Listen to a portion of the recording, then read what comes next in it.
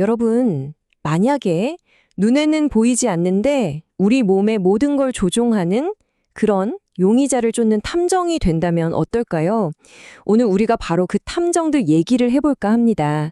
인체의 가장 깊숙한 비밀이었던 성호르몬, 그 정체를 밝혀낸 과학자들의 정말 대단한 추적기죠. 모든 이야기는 바로 이 질문 하나에서 시작됐어요. 아니, 대체 어떻게 눈에 보이지도 않는 물질이 우리 생명의 가장 근본적인 것들을 조종할 수 있단 말이죠? 20세기 초 과학자들한테 이건 그냥 어려운 문제가 아니었어요. 이건 거의 유령을 잡으라는 거나 마찬가지인 정말 어마어마한 도전이었습니다. 그때 과학자들이 난소나 태반에서 나온 어떤 추출물이 몸의 변화를 일으킨다는 것까진 알고 있었어요. 그런데 그 안에 들어있는 핵심 물질, 그게 뭔지는 전혀 감을 못 잡고 있었던 거죠. 화학 고전은 무슨 아예 그 실체조차 몰랐으니까요. 이건 지도 한 장 없이 미지의 대륙을 탐험하라는 거랑 똑같은 상황이었던 겁니다. 자, 그럼 이제 본격적으로 이 탐정극의 첫 번째 장을 한번 열어볼까요? 바로 여성 호르몬의 정체를 밝혀내기 위한 그 기나긴 여정, 지금부터 시작합니다.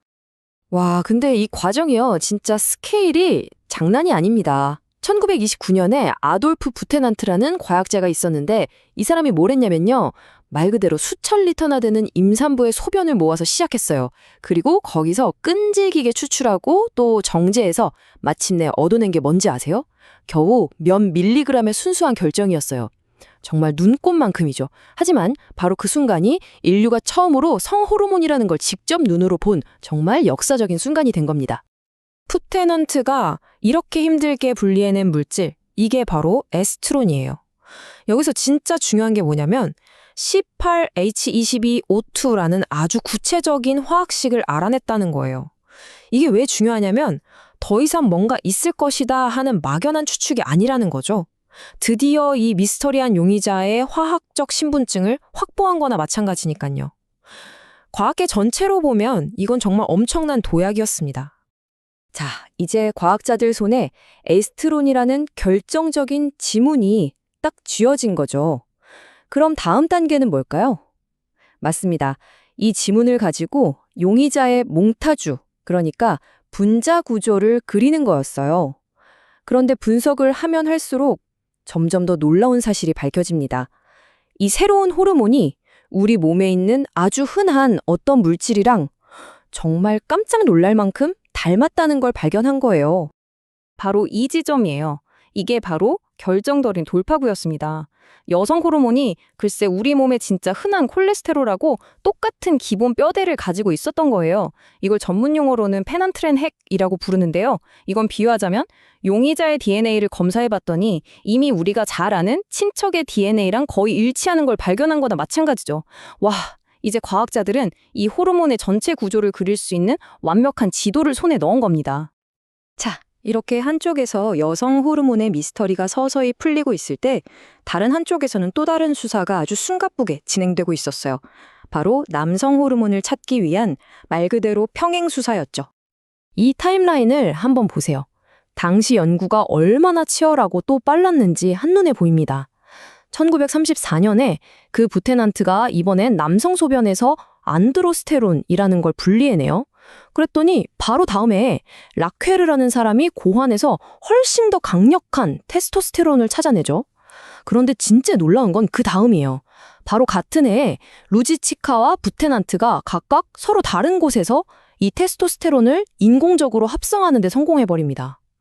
이때부터 이 분야 연구는 정말 폭발적으로 발전하기 시작해요. 그럼 안드로스테론이랑 테스토스테론은 뭐가 다른 걸까요? 이렇게 생각하실 수 있죠. 쉽게 말해서 소변에서 발견된 안드로스테론은 아주 중요한 첫 번째 단서, 그러니까 발자국 같은 거였어요. 하지만 고환에서 직접 아주 강력하게 작용하는 테스토스테론이야말로 과학자들이 정말로 찾고 있던 진짜 범인, 바로 그 궁극적인 목표물이었던 거죠. 결국 그 발자국이 진짜 목표를 찾아내도록 이끌어준 셈입니다. 자, 이제 이야기의 클라이맥스로 넘어갑니다. 자연에서 그 귀한 호르몬을 정말 힘들게 찾아내는 걸 넘어서 이제는 아예 실험실에서 직접 만들어낼 수 있는 시대가 열린 거예요. 여기서 레오폴트 루지치카라는 인물의 역할이 정말 결정적입니다. 이분은 단순히 이런 물질이 있구나 하고 발견한 데서 그치지 않았어요. 한 걸음 더 나아가서 그걸 대량으로 만들어낼 수 있는 방법 자체를 만들어낸 거죠. 그러니까 그의 연구 덕분에 성호르몬은 더 이상 구하기 힘든 희귀 물질이 아니게 된 거예요. 이게 뭘 의미하냐면 오늘날 우리가 너무나 당연하게 생각하는 피임약이나 여러 호르몬 치료제, 그 모든 것의 문을 바로 이 사람이 활짝 열어준 겁니다. 대단하죠? 그리고 마침내 1939년, 이 두 명의 위대한 과학 탐정, 부테난트와 루지치카의 이 기념비적인 업적은 과학계 최고의 영예죠. 바로 노벨상으로 그 가치를 인정받게 됩니다. 하지만 이들의 가장 영광스러운 순간이 그렇게 순탄하게만 흘러가지는 않았습니다. 안타깝게도 그 당시의 격동적인 세계사가 이 위대한 성취 위에 아주 짙은 그림자를 드리우게 되죠. 1939년 노벨 화학상은 이 두 사람에게 공동으로 수여가 됐는데요. 당시 독일의 나치 정권이 노벨상 수상을 금지하는 바람에 독일인이었던 뷰테난트는 이 상을 거부해야만 했어요. 얼마나 안타까웠을까요? 결국 그는 전쟁이 다 끝나고도 한참 뒤인 1949년이 되어서야 비로소 자신의 메달과 증서를 받을 수 있었습니다.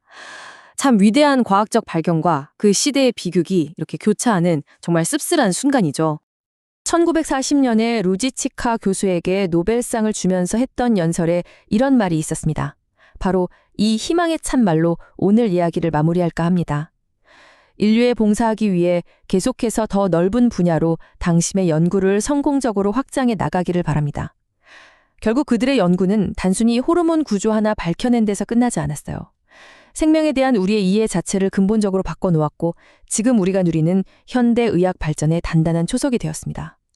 보이지 않는 것을 끈질기게 추적했던 이 호르몬 탐정들의 이야기 어떠셨나요? 이 이야기는 인류의 지식이 짙은 어둠 속에서도 어떻게 한 걸음 한 걸음 앞으로 나아가는지를 우리에게 똑똑히 보여주는 것 같습니다.